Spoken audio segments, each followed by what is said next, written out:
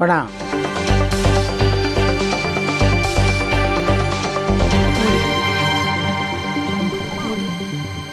आज उदय नमस्कार, आप देख रहे हैं DS4। मैं हूं आपके साथ नफीसा। इस वक्त IYC कार्यालय के ठीक बाहर खड़े हैं, जहां यूथ कांग्रेस कार्यकर्ताओं का प्रदर्शन चल रहा है। और ये पूरा मामला आपको बता देते हैं कि राहुल गांधी को सूरत की अदालत ने दोषी करार दे दिया है। मामला 2019 का था, जब एक भाषण में राहुल गांधी ने मोदी सरनेम का अपमान किया, मानहानि का मुकदमा चला और अब 2 साल की सजा सुना दी गई। ऐसे में कांग्रेस के कार्यकर्ता सड़कों पर है। जानते हैं कि अब कांग्रेस के लिए क्या मुश्किलें खड़े होने वाली है, राहुल गांधी के सामने क्या क्या चुनौतियां हैं। सर, क्या नाम है आपका? मेरा नाम साजिद खान है। आई एम प्रधान पंचायत समिति से, पहाड़ी भरतपुर से। राहुल गांधी को दोषी करार दे दिया गया, एक तरीके से दाग लग गया उनकी छवि पर।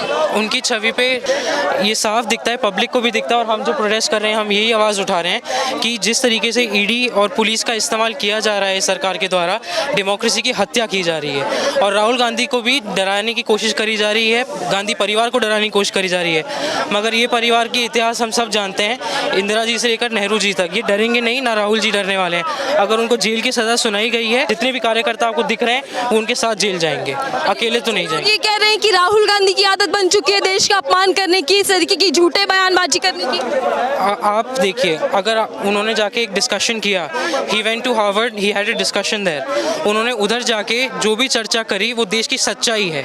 अब अगर वो वहाँ पर जाके देश के बारे में झुटलाएं, वो बोले कि यहाँ डेमोक्रेसी पूरी है, फ्रीडम ऑफ स्पीच पूरी दे रखी है, उससे कोई फ़ायदा नहीं है। वो अपोजिशन लीडर हैं, वो सरकार के खिलाफ आवाज़ उठाएंगे, हर मुकाम पे उठाएंगे और हर जगह उठाएंगे, हर चौराहे पे और हर देश में। सरनेम पर गलत बयान देकर फंस गए ना राहुल गांधी। आप राहुल गांधी किसी चीज़ में नहीं फंसे, इनको फंसाया जा रहा है। मोदी जी को ये समझना पड़ेगा कि मोदी का मतलब ये नहीं है कि India is separate from Modi. Bhajpa India नहीं है, भारत अलग, भारत की छवि भाजपा से अलग है। तो अगर हम मोदी और भाजपा के खिलाफ आवाज़ उठाते हैं, वो भारत के खिलाफ आवाज़ ना उठाना नहीं है।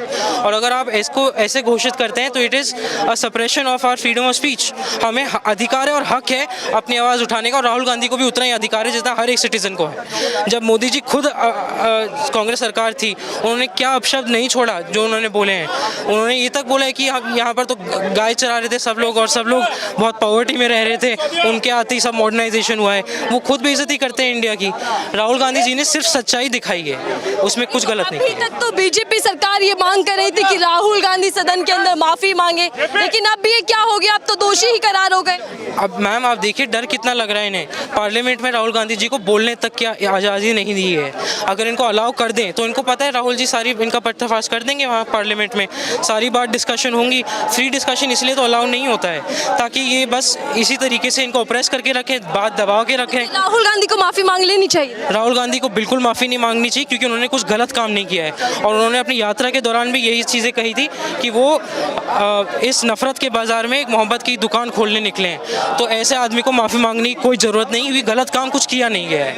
लेकिन ये तो चुनाव से पहले ही राहुल गांधी के लिए मुश्किलें बढ़ गई ना, तो क्या लग रहा है कि ये उनके बेहतर भविष्य की शुरुआत है या फिर चुनौतियां बढ़ गई हैं? चुनौतियों में कोई कमी नहीं है। 2014 से हम देख रहे हैं, पूरा सरकार भाजपा की है, पूरी फौज भाजपा की है, पुलिस प्रशासन भाजपा का है। राहुल गांधी जी के पास क्या है? बस अपना स्वाभिमान और अपनी पार्टी के कार्यकर्ता। अगर आप इस तरीके से अगर मोदी जी करेंगे तो जनता भी इतनी पागल नहीं है, उनको दिख रहा है किस तरीके से राहुल गांधी से वो डर रहे हैं। इतना डर रहे हैं कि पार्लियामेंट में बोलने तक की उनको हिम्मत नहीं है। राहुल गांधी से डर रही है सरकार।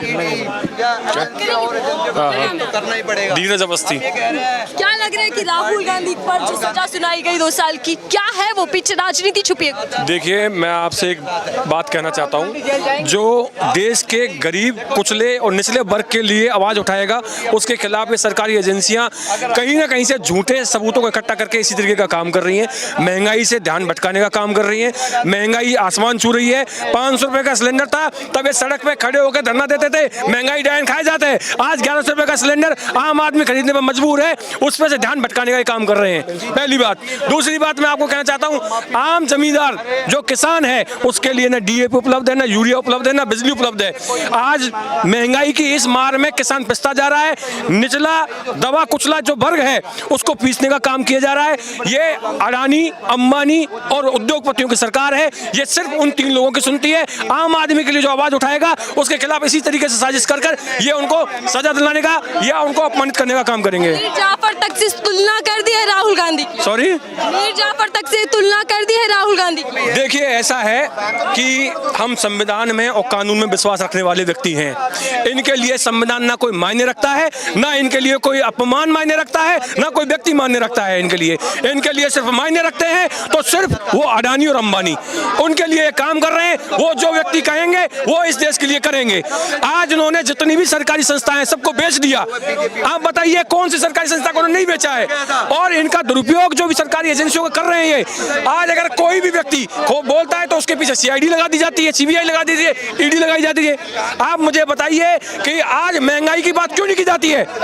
आज ये महंगाई के लिए क्यों बात नहीं करते? क्या आम आदमी महंगाई त्रस्त नहीं है?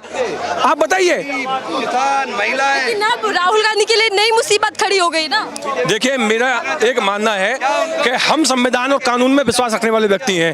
कहीं ना कहीं उनको भी इसमें बहुत जल्दी इनको क्लीन चिट मिलेगी। हम उनके साथ कंधे से कंधा मिला के खड़े हैं, क्योंकि वो देश के लिए आवाज उठा रहे हैं, निचले वर्ग के लिए आवाज उठा रहे हैं। इसलिए पूरा देश का युवा उनके साथ खड़ा है। लेकिन कांग्रेस क्या करने वाली है अब? कांग्रेस उस हद तक जाएगी जो संवैधानिक दायरे में होगा। हम जेल भरो आंदोलन से पीछे नहीं हटेंगे। हम जेल भी जाएंगे, गिरफ्तारियां भी देंगे, परंतु अपने नेता को अकेला नहीं छोड़ेंगे। अकेला नहीं छोड़ेंगे, कार्यकर्ता कह रहे हैं। और इसी सिलसिले में आज ये पूरा आपको तस्वीर दिखा देते हैं कि कैसे सड़क पर बैठकर प्रदर्शन दर्ज किया जा रहा है। राहुल प्रोटेस्ट है वो राहुल गांधी दोषी करार दिए गए हैं सूरत की अदालत ने। हालांकि उनके पास जमानत राहुल गांधी को मिल चुकी है, 1 महीने की जमानत पर वो बाहर है। लेकिन अभी कांग्रेस पार्टी के लिए चुनाव से ठीक पहले ये बहुत बड़ी चुनौती सामने आ गई है।